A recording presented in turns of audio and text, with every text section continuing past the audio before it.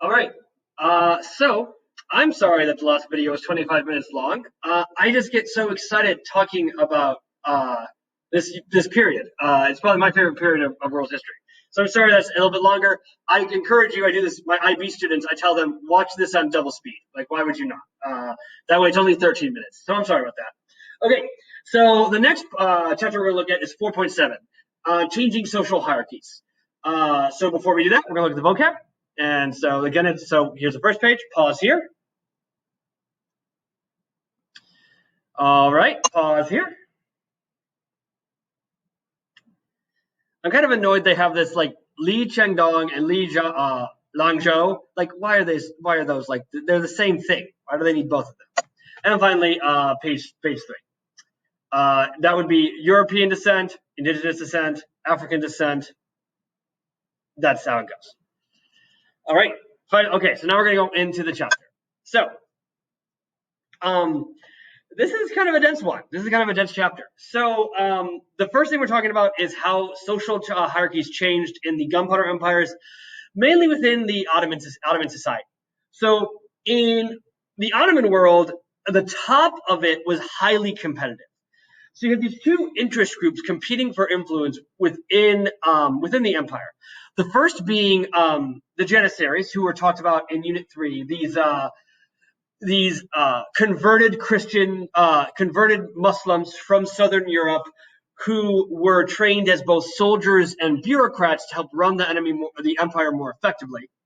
Then you have the ulama, which were like Islamic religious experts. To call them priests would be kind of inaccurate because they were like interpreters of the Quran. And so if the law in the Ottoman Empire was inspired by the Quran, the ulama have a lot of influence. So the Janissaries in general are fighting, and the ulama are fighting over control over the top of the empire.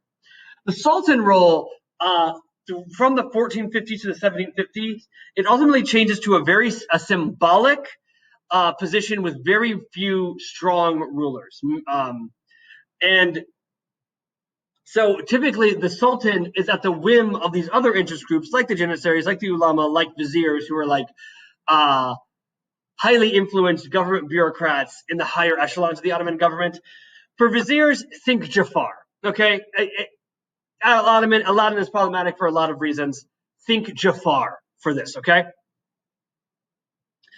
So, interesting enough about the Ottoman Empire, they have this continuity with Islamic treatment of Jews. They're kind of relatively tolerant compared to Christian treatment of Jews, which we'll look at later on in this chapter. The Ottomans are relatively nicer to Jewish people than Christians are, but the Christians really set a very low standard because you got the Christians blaming Jewish people for the Black Death. They blame the Jewish people for kidnapping their children and drinking their blood. So, like, the Ottomans not believing that is not really all that remarkable. Jewish people were still second-class citizens. They were not allowed to live except in certain parts of the cities. Those would be called ghettos, but ghettos is a more European term.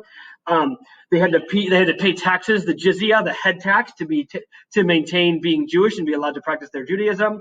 And they were not allowed to hold influential positions in office. They had local political power, but not necessarily national or regional political power. In the same way, in the last video, we talked a little bit about like the pragmatics of tolerance in the Mughal Empire. And so the early parts of the Mughal Empire, when the Mughals are attempting to establish themselves in South Asia, they could not afford to be intolerant of the Hindu majority. And so initial rulers like Akbar the Great was actually more tolerant towards Hindus. And so eventually this encouragement of tolerance led to the development of syncretic faiths such as Sikhism, which is developed in the Punjab region, which today is on the border of Pakistan and India. And this is a oversimplification, but Sikhism is a distinctive religion that borrows parts of Islam and borrows parts of Hinduism to make something new. It's not like a fusion of them. It's this new thing that takes this different thing that takes parts of the other religions. And he made his own little faith. That was kind of like worship the sun and things like that. It's kind of like an extra thing. Other fun fact about Akbar, and I know I'm sorry that I make these videos longer than they should be, but Akbar also did this pretty crazy thing where he did like a social experiment where he's like, I wonder what would happen if we just put a bunch of children in like a building and only let them live in that building without any parental supervision, and we just fed them, like, what would happen if we did that? You just locked away children for their entire childhood just to see what would happen. And the answer is they were completely unsocialized to human, like expected human behavior, because they did not know how humans behaved, because those are all socialized things that they never learned. This is a crazy thing. They also developed their own language in that little group, which is kind of also fascinating. Next, into Ottoman women. So women historically have what I would call implied power, but not explicit power. Women having the ability to have explicit roles in government, in the economy, in social and cultural institutions are more exceptions than the norm. That does not mean that women, since the beginning of settlement, have not exerted authority. It's just most of their authority have been exerted through the relationships with men who were allowed to hold social positions. So a great example of that would be Ruxlena, who is used in the textbook, but is not the only Ottoman woman to ever do this. So a part of norms of leaders in Islamic nations is that they can have multiple wives. They can have concubines, which would be like committed would be partnerships that are not marriages, but they still are like romantic and social relationships that, like, you get close with your concubines. And Ruxlena was a slave, so she was a woman who was captured from Crimea, which is in southeastern Europe. She was brought into Istanbul, and she became a concubine. She got close with the Sultan through, what she had to do. And one of the jobs of a concubine, when they have a son, is to try and get their son to be the Sultan. Unit 3 talks about this quite a bit. So if your son becomes Sultan, the odds of them dying become dramatically less.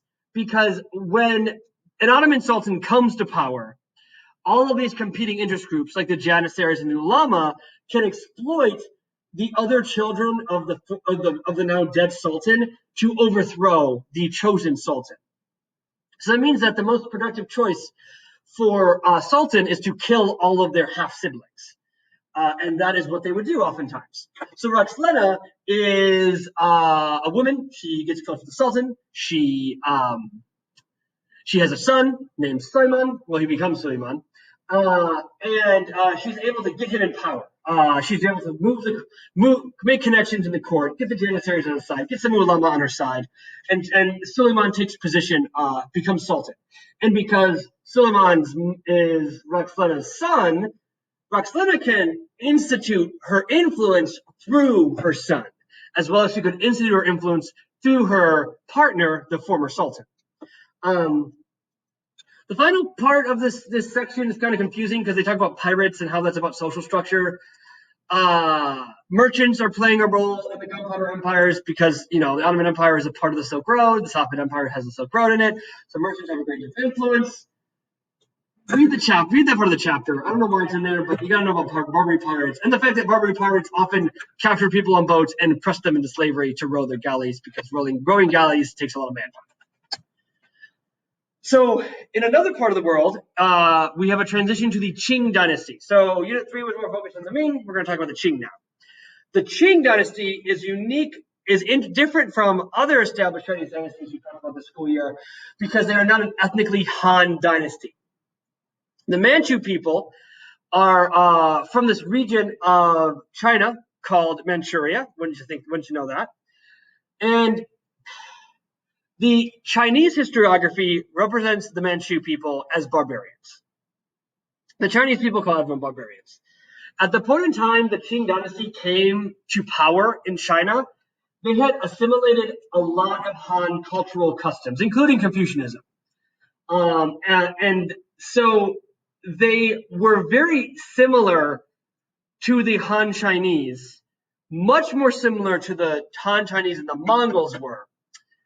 But they're different because the Mongols had to be tolerant of Han cultural customs because they didn't want to afford getting overthrown, even though they eventually are overthrown. The Manchu are able to establish governmental systems that make resistance to their influence harder to commit. And so the Manchu are able to exert more control over the Han Chinese majority than the Mongols are able to do. And so some examples of that is that Han Chinese men, ethnically Han men, are forced to grow their hair out in a style that is Manchurian, which is like the Q, which would be like a longer braid in the back of the head. They also like shave part of their bangs, so like they're missing this part here, longer bang. And the idea was that it was a flex on Han people, saying you have to do this because we told you to, and if you don't do this, we'll kill you. And so most Han Chinese people did that, and by doing that, they acknowledged the control and power of the Manchu people within the Qing Dynasty. Our next chapter is going to be talking about European hierarchies. I think this is our last section. Oh, we have Russia and America. So in some places, nobility makes gains, which is something I talked about in the previous chapter. So in places where there was lots of internal strife, a central government could not be asserted because the central government had to use resources to exert control over their country, which means they had to rely on other sources of power to keep them in power. One of those sources of power would be the nobility. And so in places like England, where there's lots of internal strife between Catholics and Protestants, the monarch is weaker and the nobles are stronger because the monarch needs the nobles to stay in power. However, there are two factors that play a role in nobility getting weaker during this time. So the expansion of unlanded wealth, which is like getting wealth not by owning land, but by having access to other markets, to having access to other sources of economic gain, mainly trade, mean that land ownership is no longer the only way to become wealthy, which means that these merchants can now exert some more influence in society that they couldn't have exerted before, because monarchs acknowledge that having effective trading systems is a great way to become more powerful. And that means monarchs do not need to rely on landowners as much as they've had in the past. Now, places that have less internal strife, like for example, when Louis XIV is able to eventually put down all the revolts in his country, he does not need to worry about the nobility taking control from him. And so he's actually able to effectively weaken the nobility within France themselves. So governments in general during this time have more power to impose their authority. So for example, governments have the wealth to equip their armies with destructive weapons like cannons and muskets and pay more soldiers than local leaders could. And so they can send more soldiers to exert control over those regions. So an interesting dichotomy to talk about would be Louis XIV and Frederick of Prussia. So Louis XIV is famous for this quote that in French is "L'état c'est moi," which is I am the state, that is who I am. I am the state. Which means that France is Louis XIV and Louis XIV is France, which means what Louis XIV wants is what France wants, and what France wants is what Louis XIV is. Frederick of Prussia is kind of different because he acknowledges that whatever Prussia is more than just him. So he says, I am the first servant of the state, which means that Prussia is an idea that exists above the monarch, and that is the monarch's job to work to benefit what the state is. So obviously Frederick of Prussia had a great deal of authority within his country, but he also acknowledged that he himself was not the personification of Prussia. That's kind of interesting. Finally, Jews in general were treated better than they had been historically, but remember, that is not a very high standard. How Jewish people were treated in the early modern era was relatively better, because in the Middle Ages, the classical era, in 1200 to 1450, they were being blamed for pandemics and being accused of eating children. So it got better, but it didn't get better for Jewish people. All right, and then we have two more slides for this. This one's pretty straightforward. Boyars are the nobility that we've been talking about already. What's going on here is very similar. Merchants are under the boyars again, and peasants and serfs, as members of a coerced labor class, are the most disempowered by society. They don't have the resources to impose their will, so they do what the nobility tells them to do. Ivan the Fourth is a good example of like how this nobility relationship kind of is complicated. So Ivan the Fourth is also known as Ivan the Terrible. He is a very powerful personality. He is able to coerce the nobles to work with him. They're afraid of him doing things to them. So he has control over the nobility. The nobility largely does what he says. He makes some mistakes later on in his life. For example, he beats his daughter-in-law to the extent that she loses a child. When his son, who just lost their child, says, "Dad, why did you do that?" he then beats his son to death. So the heir to the throne is Ivan's youngest son. Ivan's youngest son was likely mentally impaired. He dies early. There becomes a succession struggle for who should be the next Tsar of Russia. A lot of people claim to be Dmitri, which was the Tsar, Ivan the Terrible's youngest son, who was believed to have disappeared and been killed. There are like several people who claim to be Dmitri at this time. In fact, there's an event called the War of False Dimitris, because there are different Dimitris fighting over control of Russia. It's a big mess. But during that time of internal strife, it's the boyars who have more authority than the Tsar does, because the Tsar is like some fake Dmitri doing whatever Dmitri would do. And our final slide on this section talks about what's going on in America. So America is an interesting case study in social changes, because America is where you have the most demographic change.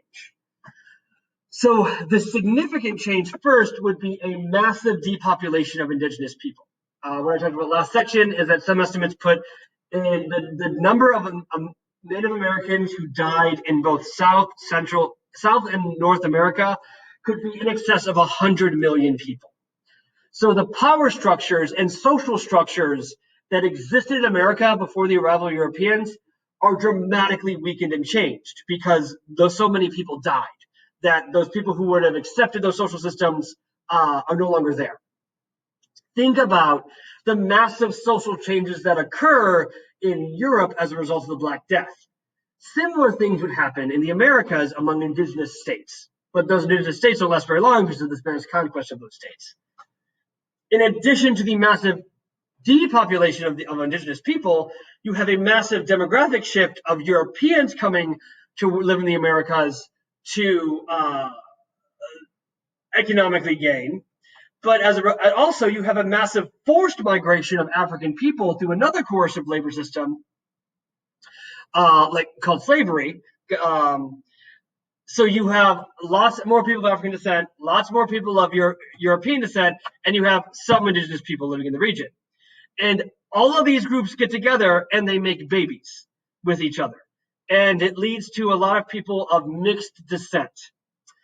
And the result of that is the imposition of a social hierarchy to maintain control, which is called La Casta, which pretty much defines someone's status in the Americas based on their skin color. But even then, there were even more nuances within the system. So a good example of that nuance would be the difference between a peninsulare and a criollo, which I believe is how you say it. But again, we have pronunciation rules. So peninsulare was a person who was born on the Iberian Peninsula, which is where Spain is. So they're of European descent. A criollo was a person of European descent who was born in America. So they were seen as less European because they were born in America. Even though both their parents could have been born in Europe, they still were seen as less because they were born in America.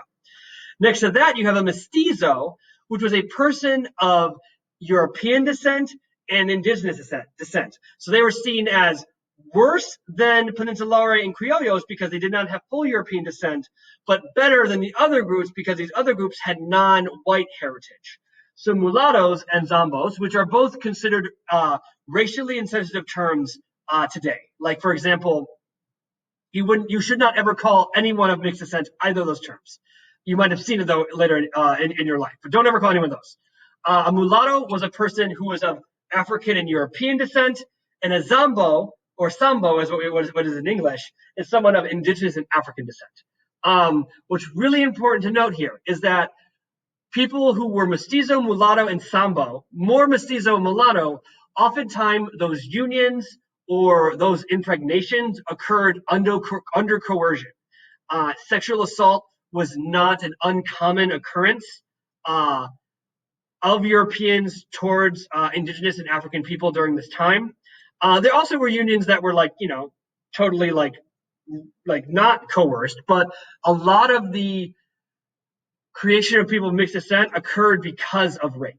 And I think it's really important to emphasize that that is a consequence of this mixing of population, why this mixing of culture and ethnicity occurred.